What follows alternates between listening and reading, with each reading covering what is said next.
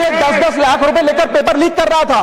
उसके बाद जब मंत्री जी से पूछा गया कि आप इस्तीफा क्यों नहीं देते, आपकी मॉरल और डायरेक्ट जिम्मेदारी बनती है, आपके दफ्तर का आपका पीए पेपर लीक कर रहा है, आप क्यों नहीं इस्तीफा देते? तो उन्होंने कहा कि there is no question of resigning, अगर कुछ गलत हुआ है तो वो मेरे पीए का पर्सनल मैटर है, उसकी पर्सनल लाइफ है। सबसे चौंका देने वाली घटना सर, सबसे शॉकिंग और सैड बात यह है कि 2016 में कर्नाटक में जब कांग्रेस की सरकार थी, तब वहां पे 12वीं कक्षा का प्री यूनिवर्सिटी कॉलेज का 12th का केमिस्ट्री का पेपर लीक हुआ। ये क्लासरूम का पेपर नहीं था सर, ये स्टेट बोर्ड एग्जाम था। ये स्टेट का एग्जाम जब पेपर लीक हुआ, बच्चे एग्जाम देकर घर आ गए, पता लगा पेपर लीक हो गया, पेपर कैंसिल कर दिया। 20 दिन बाद री एग्जाम कराया गया, री एग्जाम का पेपर भी लीक हो गया। और उसके बाद रात को 3:30 बजे वो पेपर व्हाट्सएप पे घूम रहा था, री एग्जाम को भी कैंसिल करना पड़ा। इसके बाद जब जांच हुई, स्टेट सीआईडी ने जांच करी, तो 3 लोगों को अरेस्ट किया, जिसमें कर्नाटक सरकार के मेडिकल एजुकेशन मिनिस्टर डॉक्टर शरण पाटिल का पीए खुद शामिल था। पीए 10-10 लाख रुपए लेकर पेपर लीक कर रहा था। उसके बाद जब मंत्री जी से पूछा गया कि आप इस्तीफा क्यों नहीं देते, आपकी मॉरल और डायरेक्ट जिम्मेदारी बनती है, आपके दफ्तर का आपका पीए पेपर लीक कर रहा है, आप क्यों नहीं इस्तीफा देते? तो उन्होंने कहा कि there is no question of resigning, अगर कुछ गलत हुआ है तो वो मेरे पीए का पर्सनल मैटर है, उसकी पर्सनल लाइफ है। वहां सर ऑफिस गवर्नमेंट का, डेजिग्नेशन गवर्नमेंट की, एक्सेस गवर्नमेंट का, बट अरेस्ट की बात आई तो पर्सनल लाइफ का मैटर है। और आयरनी देखिए, आज 2026 में कर्नाटक में फिर कांग्रेस की सरकार है और डॉक्टर शरण पाटिल फिर मंत्री हैं और उसी विभाग के मंत्री हैं, मेडिकल एजुकेशन विभाग के मंत्री।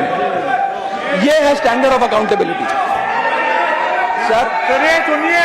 सुन लो, उसी के साथ साथ 2004 से 2014 के बीच में जब यूपीए की सरकार थी, तो कांग्रेस के कार्यकाल में दर्जनों एग्जाम्पल हैं, डॉक्यूमेंटेड एग्जाम्पल हैं पेपर लीक के सर, जिसमें मुख्य तौर पर AIIMS post graduate medical entrance exam 2006 में लीक हुआ, रेलवे रिक्रूटमेंट बोर्ड का एग्जाम 2009 का लीक हुआ, all India engineering entrance exam 2011 UPA के कार्यकाल में लीक हुआ और SSC combined graduate level exam 2013 leak हुआ।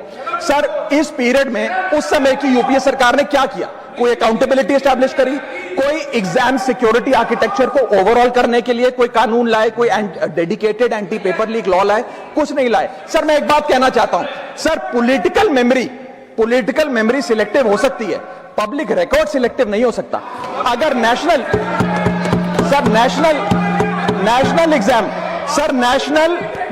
एग्जाम का पेपर लीक अगर नेशनल क्राइसिस है, जो कि है, तो सर ऑपोजिशन रूल्ड स्टेट का पेपर लीक एक लोकल इंसिडेंट कैसे हो सकता है? मैं ये बात इसलिए कह रहा हूं क्योंकि 19 जुलाई 2026 को, आज से मात्र 10 दिन पहले, पंजाब के अंदर एक फार्मेसी ऑफिसर रिक्रूटमेंट का एग्जाम हुआ। उसमें मैसिव इरेगुलरिटीज देखी गई, ब्लूटूथ डिवाइसेस के माध्यम से लाइव चीटिंग चल रही थी और चीटिंग सिंडिकेट वो चीटिंग फैसिलिटेट कराने के लिए 13-13 लाख रुपए का रेट चार्ज कर रहा था। यही नहीं सर, आम आदमी पार्टी की सरकार जब पंजाब में बनी, तब से अभी तक नायब तहसीलदार के एग्जाम में इरेगुलरिटीज देखी गई और लार्ज स्केल चीटिंग हुई। पंजाब स्टेट एजुकेशन बोर्ड में 12वीं क्लास का इंग्लिश का पेपर लीक हुआ, पीएसटीईटी स्कूल टीचर रिक्रूटमेंट का एग्जाम का पेपर लीक हुआ, पीएसएसबी के ग्रुप ऑफिसर के रिक्रूटमेंट का एग्जाम लीक हुआ, एग्रीकल्चरल डेवलपमेंट ऑफिसर के रिक्रूटमेंट का एग्जाम लीक हुआ और एक्साइज और टैक्सेशन इंस्पेक्टर की रिक्रूटमेंट की मेरिट की लिस्ट जब आई तो उसमें फर्जी नाम डाल के जारी कर दिया गया।